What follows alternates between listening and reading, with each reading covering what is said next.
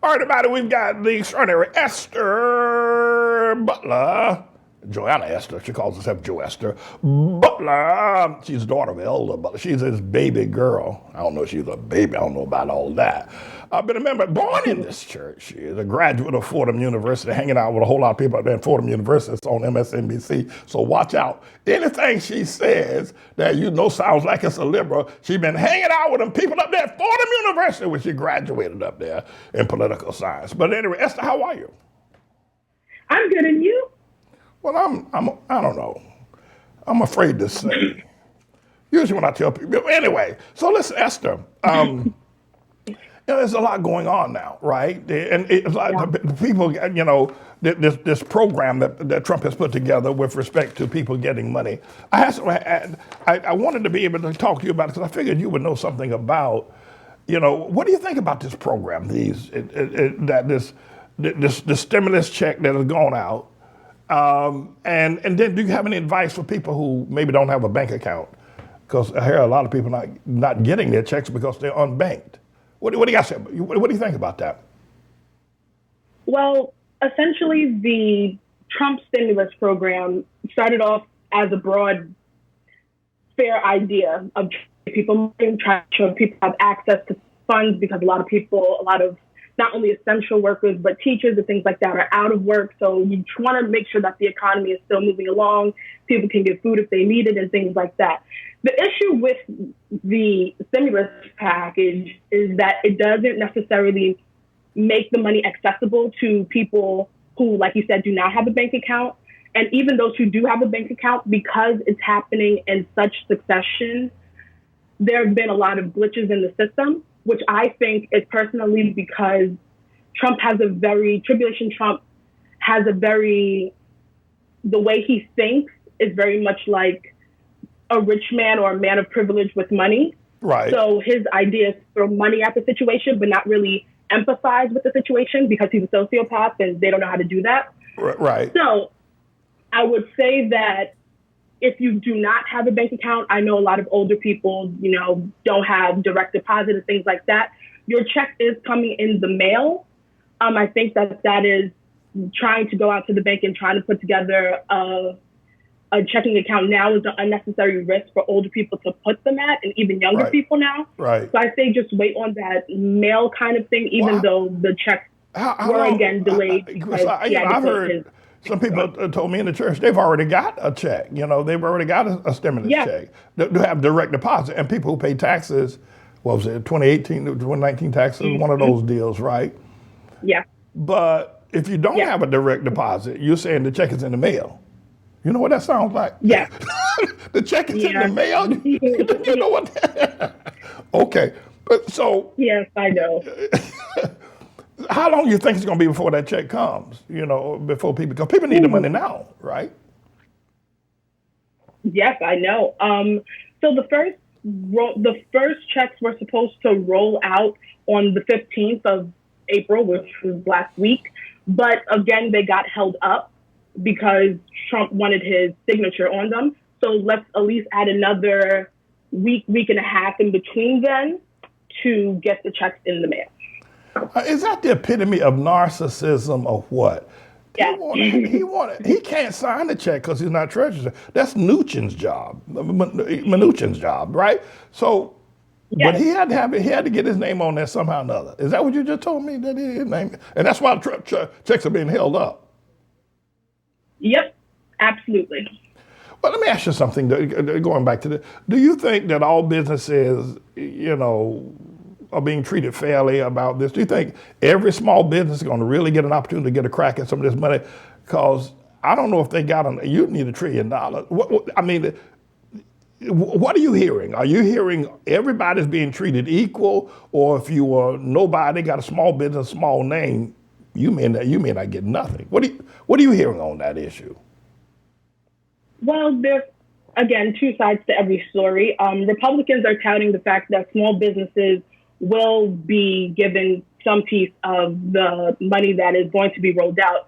But actually, small businesses that don't necessarily qualify by SBA standards aren't getting money at all, which means that if you are a small business of maybe 5 or less, or if you haven't had the opportunity to expand and put your businesses in different locations, then the amount of money or your possibility of getting money has been cut down significantly, almost 50%. I heard some reports all this weekend, and I've been hearing for the last week that the coronavirus is disproportionately affecting Hamite people, that black people, Negroes, African American, colored people, right? That they are dying disproportionately. Like for instance, in Chicago, the Hamite population is like 13%, but 70% of the people that are dying are black people, right? But then I heard later on this weekend that Hispanics, who make up about 22% of the American population, are dying at a greater rate than the Japheth boys.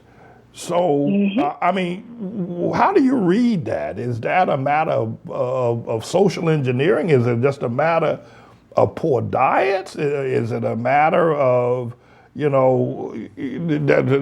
more black people are being reported other than, what's your take on that?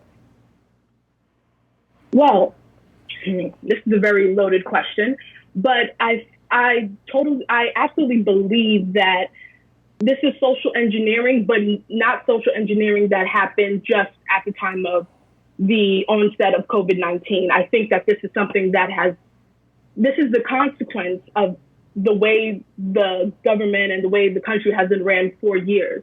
I think that is just a symptom, whether it's a lot of Hamite people not having health care or not being able to properly access healthy foods.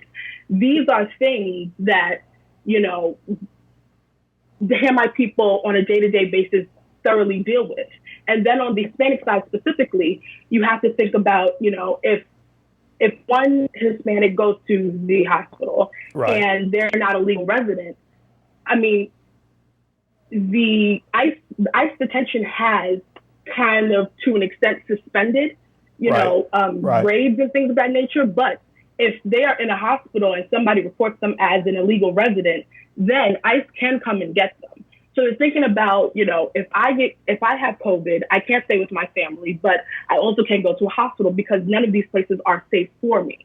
And then also think about the fact that Hispanics and Hamites are essential workers. They are the bulk of our essential workers. Yeah.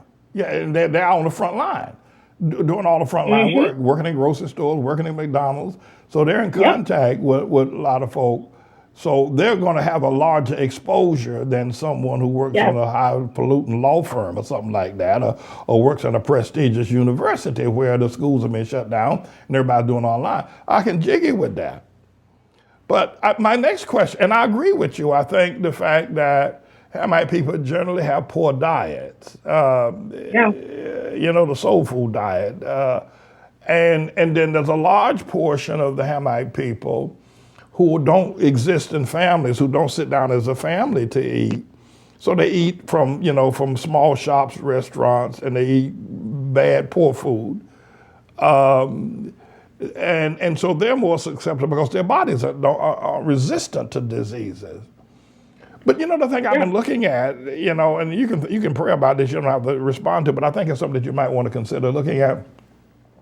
And we need to see, how would the coronavirus move through the land without winter? For instance, how will coronavirus move through Haiti? Because we're not getting reports out of it happening in Haiti, or in a large segments of Africa where you also have poor food, poor diet, poor health care.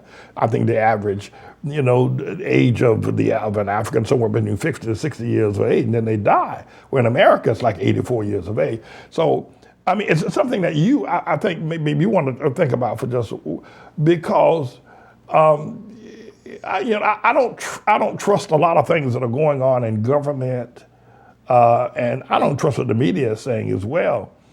And besides, I see a lot of people here in Harlem, right? I'm wondering when some of these people are going to die.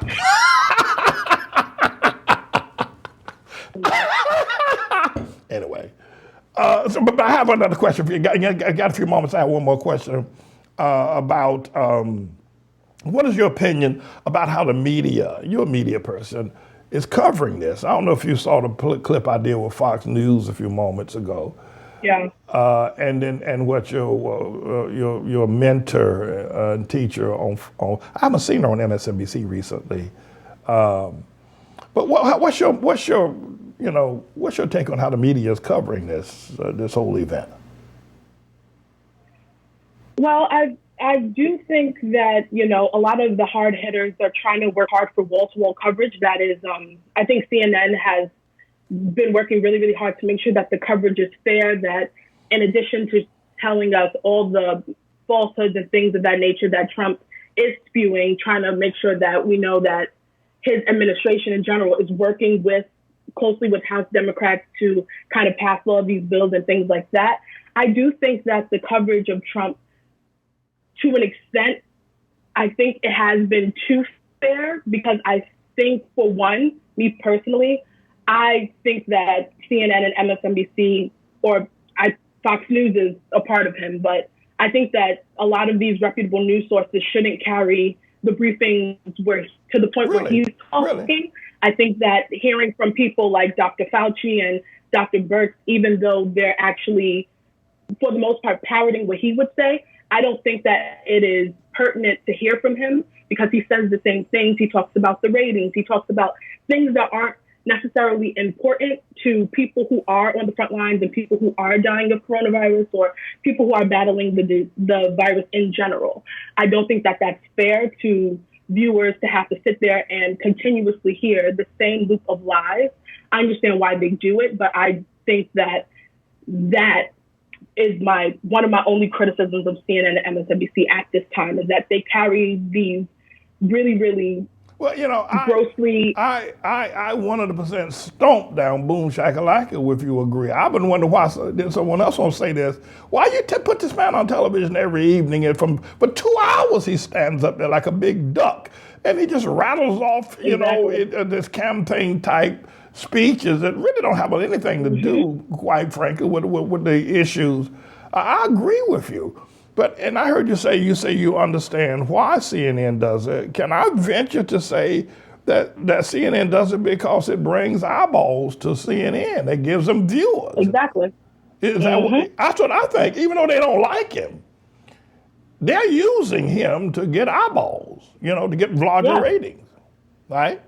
And I think that is grossly dangerous to viewers who are watching. I think that this past weekend's protests, and even the protests that are happening now, where people literally have guns in their arms with masks on them in front of the Capitol building and in front of different establishments saying, liberate this state, liberate this city. I think that is them showing him is grossly dangerous to people who are genuinely putting their lives on the front line. I just think that is irresponsible. And I think that at the end of the day, we have to, or the media, I should say, has to realize or have to come to terms with the fact that either we're going to make sure that as the fourth estate, that the information we're putting out is relevant and pertinent and honest and true, and just say, to heck with the ratings, or you're going to continuously do things that put all of the American people at risk and in danger. And the journalists, and I think some of them might act with integrity, but the Washington Post, the New York Times, Wall Street Journal, and other journalists, and then seeing the media, the television journalists, I think in the back of their minds, and I don't know if there's anything wrong with this, except it has to be tempered. They're all thinking about a Pulitzer Prize on their writings of a particular story. For instance, that stories broke this weekend about the CDC having sent some contaminated ventilators out, and that the president, that Trump approved the sale of several million face masks to China back in February when we needed them right here. I think they're all looking for Pulitzers, and I'm not sure that I'm against them for that. But I think somebody need to tamper that because otherwise we'll get all these inflated stories. Exactly. And I think that you can get a Pulitzer Prize for covering the news fairly. I genuinely believe that history will remember journalists who really, really kept Tribulation Trump on his toes, or kept his administration pushing forward and making sure to question them on things that are the truth. I think that we can get those same results if, let's just say, Kate Collins, who was sitting in a press briefing with Trump, records the information, asks important questions, and then gets on CNN later and basically gives us a rundown. I think that I truly believe that you can still get a Pulitzer Prize for that, and I think that that is the honest way to do it. I just don't think we need to see Trump's face. On the issue of Caitlin Collins, last week, Trump got up and said, I have 100% absolute stomp down. He didn't say stomp down. He ain't that smart. Authority, right? And Caitlin Collins immediately pushed back and said, no, you're sitting right there in the brief. You saw that, right? You said when someone is president of the United States, their authority is total. That is not true. Who Okay, you know what we're going to do? We're going to write up papers on this. It's not going to be necessary because the governors need us one way or the other, because ultimately it comes with the federal government. That being said, we're getting along very well with the governors, and I feel very certain that there won't be a problem. Yeah, please, go ahead. Has any governor agreed that you have the authority to decide when their state I haven't opens asked back up? anybody because But I no one don't. has You know why? agreed. Because I don't have to. Go ahead, please. But who told you the president has the total authority? Enough. Is that, I mean, I don't think she had planned to say that, because I don't think anybody thought that idiot would say anything such as, I have one of the, so I think that was just a spur of the moment. I don't think she was fishing for a prize. I don't think she was looking for accolades or attention. By the way, she's a very young reporter, Caitlin Collins is. She slapped the orange paint off that boy's face. She told him, no, you don't. Right then, I was stunned. I was half asleep and I woke up. So I suppose those kinds of moments will be enduring moments. Yeah. You would agree? Yes, I think and honestly, just him being up there for he talked for at least 30 to 45 minutes alone, just saying like, yes, this happened and that happened, and this is what we do, and, you know, maybe we'll do this. Like, we don't need to hear him being the mumbling, jumbling idiot for 30 minutes. No. Get us to the question and answer period. That's important. And that's to my next question. I got to go. I got to let you go. I love talking to you, but I got to go. I got some other things I got to cover here today. The shooting boys want me to give them some prep play. But what is your opinion? Pardon me. You know, we have the Ebola virus. You may not have been, you know, of journalism age when that happened back in 2014. And you do know of the Spanish flu, and you know of the Black Death, bubonic plague. You've had some general understanding about that. But in general, in terms of leaders, how they handle circumstances, how they, not just presidents, but leaders in general, how do you read Trump in the midst of this crisis beyond, you know, whatever else you might, you know, but if you can isolate his personality in this crisis, how do you, what would you, tell me something. If I had to rate him on a scale of 10, I'd give him a -7.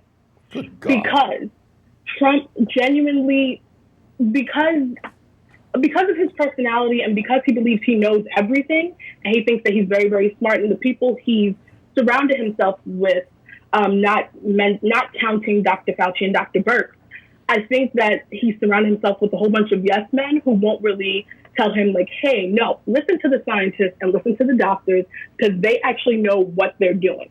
No, he's just had carte blanche to say whatever he wants and to do whatever he wants, and he's trying to throw money at an issue but not really fully grasping the gravity of what this is, and he's only worried about getting reelected. And I think that because he's been so selfish in that. Esther, it isn't just that. You know, his base, he hasn't lost any support. Mm-hmm. He came into office about 43 to 44% of the Americans. He still has that, right? Nobody has left him over the past 4 years based on his narcissism, his pathological degeneracy, his lies. So really, I mean, it isn't just him.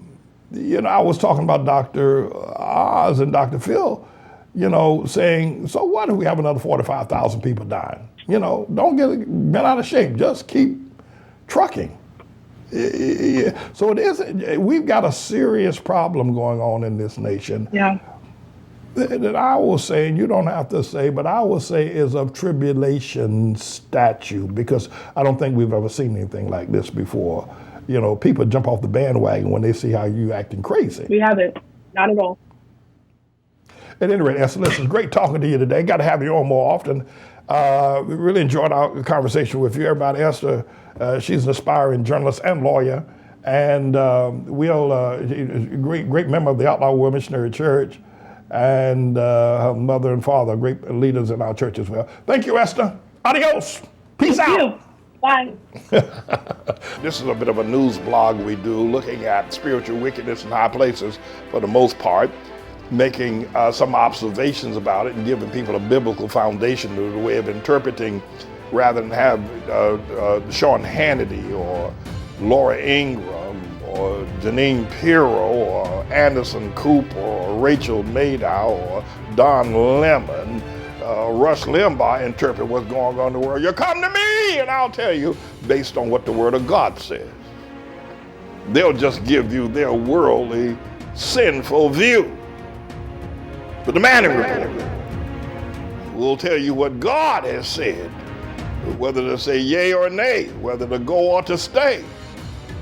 You'll be led by the word of Almighty God. Come to the Manning Report on a daily basis to interpret the spiritual wickedness in high places, because there's plenty of it that's going on. And so I'm the Lord's servant, James David Righteous Rebel Manning, and I'm here to serve you with news and information.